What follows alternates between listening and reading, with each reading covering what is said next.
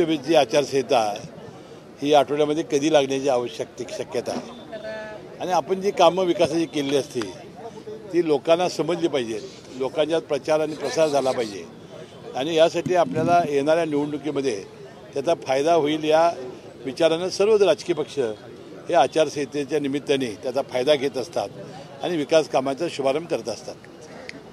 आयुक्तांच्या कामाबद्दल केलेलं होतं, मात्र आज देखील उपस्थित राहिल्या नसल्याबद्दल तुम्ही भाषणात नाराजी व्यक्त केली, काय नेमका? नाही, त्यावेळेला जे मी बोललो होतो त्यावेळेला घनकचऱ्याचा गंभीर प्रश्न होता आणि थेट पाईपलाईनचा होता विषय. त्याबद्दल मी त्याला म्हटलं होतं की जरा तुम्ही लक्ष घाला, माझा काय त्याच्यावर राग नाही. आत्तासुद्धा त्या स्वतः मला फोनवर बोलल्या असत्या किंवा असं माझी अडचण आहे. तर मी पालकमंत्री होतो, मी त्यांच्या कामासाठी 15-20 लोकांना इथे यायला सांगितलं होतं आणि आत्ता मला कळालं की त्या निवडणूक आयोगाच्या ट्रेनिंगला गेलेल्या आहेत. आता हे ट्रेनिंग सोमवारी मला माहिती होतं. आमचे आयुक्त निवतकर म्हणून आहेत वैद्यकीय, ते मला सांगितले की सोमवारी मी तिकडे जाणार आहे.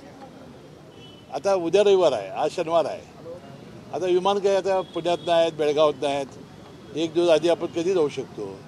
निदान मला त्या फोनवरून बोलल्या असत्या तर मी त्या लोकांना तो त्रास झाला तो झाला नसता. ह्या पोटी म्हटलं किंवा तुम्ही मला बोलला असतं तर बरं झालं असतं, बाकीचा काय राग नाही.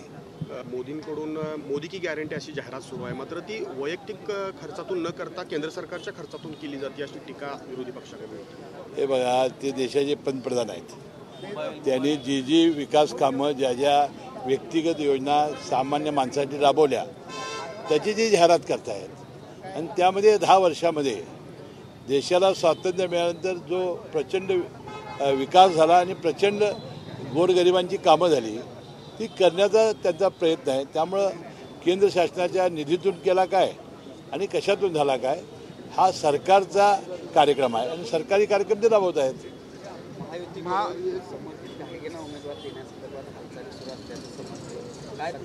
नाही, मला त्याची काही माहिती नाही.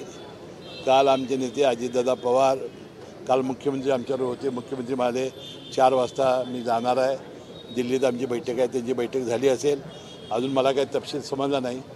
परंतु तिन्ही पक्ष बसून जो निर्णय घेतील, जो उमेदवार देतील त्याच्यामागे ठामपणानं उभा राहिला आणि हाडाची काढं रक्ताचं पाणी करणं हे माझं काम आहे, ते मी करेन. पालकमध्ये कागलमध्ये तुमचा निष्ठा आहे. अशा वेळी जर संबंधित घाटगेंना उमेदवारी मिळाली तर तुमची भूमिका काय असणार? नाही, अहो, कोण उमेदवार द्यावा हा त्यांचा प्रश्न आहे.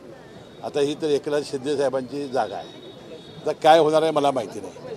कोणी उमेदवार असेल तर त्याचा प्रचार मला करावा लागेल, नेतृत्व करावं लागेल, कारण आपला स्वभाव नाही तो. कोण उमेदवार असू शकतील असं वाटतं? नाही, मला माहिती. आता संजय मंडलिक एक, आणखी कोण असू शकतं? नाही, मला माहिती नाही.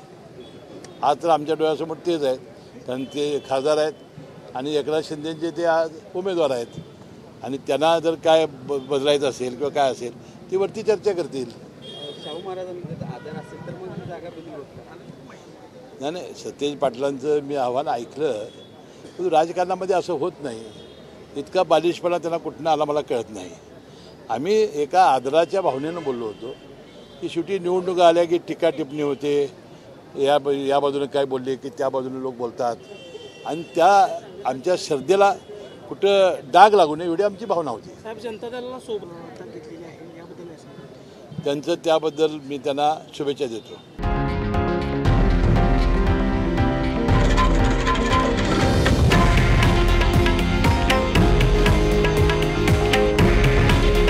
हे आहे देशातील नंबर 1 न्यूज नेटवर्क आणि आपण पाहत आहात TV9 मराठी. काळजी तुमची, हित महाराष्ट्राचं.